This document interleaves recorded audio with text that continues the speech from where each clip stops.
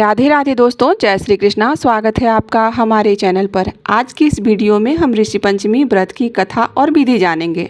तो सबसे पहले तो आप सभी माताओं बहनों को ऋषि पंचमी व्रत की ढेर सारी शुभकामनाएं। आप सभी के जीवन में भगवान विष्णु, माता लक्ष्मी की कृपा सदैव बनी रहे। ऋषि पंचमी का त्यौहार भाद्रपद मास शुक्ल पक्ष की पंचमी तिथि को मनाया जाता है। ऋषि पंचमी का व्रत इसी दिन धारण किया जाता है और इस दिन माताएं बहनें जाने अनजाने में किए गए पापों से निवृत्ति के लिए सप्तऋषि और अरुंधति का पूजन करती हैं, तथा अपने पापों का प्रायश्चित करती हैं। यह विशेष करके माताओं बहनों के लिए ही व्रत बनाया गया है, परंतु इसे पुरुष भी कर सकते हैं। माता बहन जो हैं वो इस व्रत को इसलिए करती हैं कि मासिक धर्म के दौरान यदि उनसे पूजन का सामान्य स्पर्श हो जाए या फिर जो वर्जित रहता है कार्य वह कर देती हैं, तो उससे जो उन्हें पाप दोष लगता है उसी पाप दोष की मुक्ति के लिए ऋषि पंचमी का व्रत किया जाता है। अब आइए सुनते हैं ऋषि पंचमी व्रत की कथा। ऋषि पंचमी की कथा के अनुसार सतयुग में विदर्भ नगरी में संजीत नामक एक राजा हुआ करते थे। वह ऋषियों के समान ही थे। उन्हीं के राज्य में एक किसान था, उसकी पत्नी का नाम था जयश्री। वह अत्यंत ही पवित्र स्त्री थी। पर एक समय वर्षा की ऋतु में जब वह पत्नी खेत में कामों में लगी हुई थी, उसी समय उसे मासिक धर्म हो जाता है, यानी वह रजस्वला हो गई। उसको इस बात का पता तो लगा, फिर भी वह अपने घर के कार्यों में लगी रही। कुछ समय बाद वह दोनों स्त्री पुरुष अपनी अपनी आयु भोग कर जब मृत्यु को प्राप्त हो गए, तो जयश्री थी वह अगले जन्म में उस पाप कर्म से कुतिया बनी, और वो जो उसका पति था वह उसके स्पर्श में आने के कारण वह बैल की योनि को प्राप्त हो गया। उस रजस्वला दोष के अतिरिक्त इन दोनों का कोई अपराध नहीं था। इसी कारण इन दोनों को अगले जो जन्म हुआ उस जन्म का समस्त विवरण याद रह गया, क्योंकि ऐसा कहते हैं कि पहले के लोगों को अपने पिछले जन्म के कर्म याद रहते थे। जब यह दोनों कुतिया और बैल के रूप में उसी नगर में अपने ही बेटे सुचित्र के यहाँ रहने लगे, तो धर्मात्मा सुचित्र अपने अतिथियों का पूर्ण सत्कार किया करता था। अपने पिता के श्राद्ध के दिन उसने अपने घर ब्राह्मणों को भोजन के लिए बुलाया था और नाना प्रकार के भोजन भी बनवाए थे।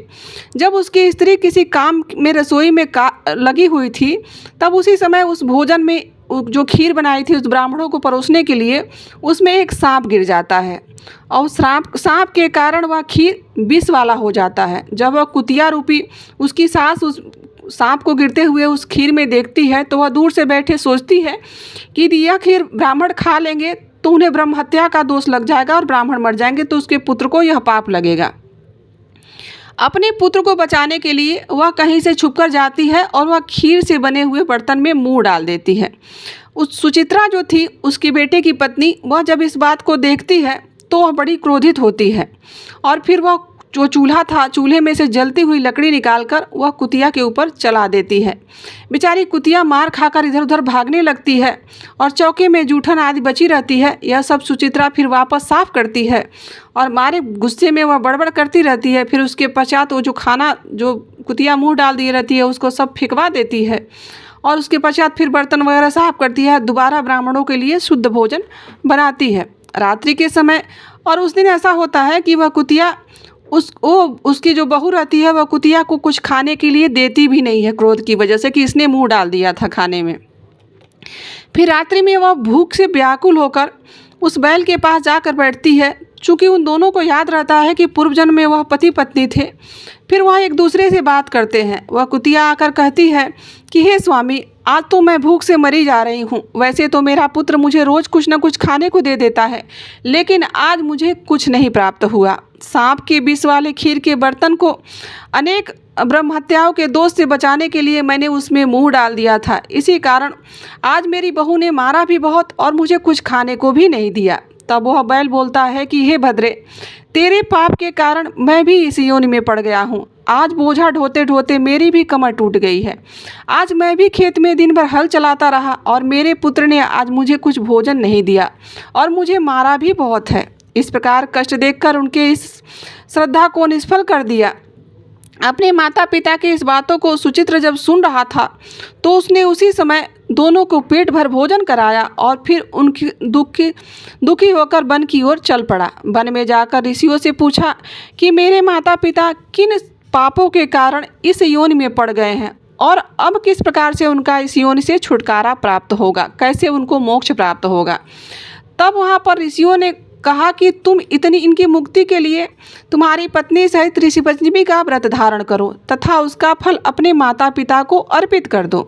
भाद्रपद महीने के शुक्ल पक्ष की पंचमी तिथि को मुख शुद्ध करके ब्रह्मांड सुबह उठकर पवित्र नदी में स्नान करना और फिर नए वस्त्र धारण कर अरुंधति सहित सप्तऋषियों का पूजन करना। इतना सुनकर जो सुचित्र था वह अपने घर लौट आया और अपनी पत्नी सहित विधि विधान से उस पूजन को किया। उसके पुण्य फल को उसने अपने माता पिता को समर्पित कर दिया, जिससे उन दोनों को उस योनि से मुक्ति प्राप्त हो गई। इसलिए जो महिलाएं श्रद्धापूर्वक ऋषि पंचमी का व्रत करती हैं तथा समस्त संसारिक सुखों को भोग कर वैकुंठ धाम को चली जाती हैं। अब आइए सुनते हैं ऋषि पंचमी की दूसरी कथा। इस कथा के अनुसार प्राचीन काल में शीतराश्रव नाम के एक राजा थे। उन्होंने एक बार ब्रह्मा जी से पूछा कि हे पितामह, सब व्रतों में श्रेष्ठ और पापों को नष्ट करने वाला कौन सा व्रत है। विदर्भ में उत्तर नामक एक सदाचारी ब्राह्मण के घर पर 2 संतानें थी। ब्रह्मा जी उसे बताते हुए कहते हैं कि विदर्भ में उत्तर नामक एक सदाचारी ब्राह्मण के घर पर 2 संतानें थी, एक पुत्र और एक कन्या। विवाह योग्य होने पर उनके समान कुल के सील वाले गुणवान वर के साथ कन्या का विवाह कर दिया गया, पर कुछ दिनों के बाद वह कन्या वैधव्य को प्राप्त हो गई। उसके दुख से अत्यंत दुखी ब्राह्मण को दंपति अपने उस कन्या को अपने घर लेकर आ गए और पुत्री के दुख से दुखी होने के कारण वह गांव छोड़कर नदी के किनारे एक कुटिया बनाकर वहीं रहने लगे। परंतु एक दिन उस सोती हुई कन्या के शरीर में अचानक से कीड़े पड़ गए।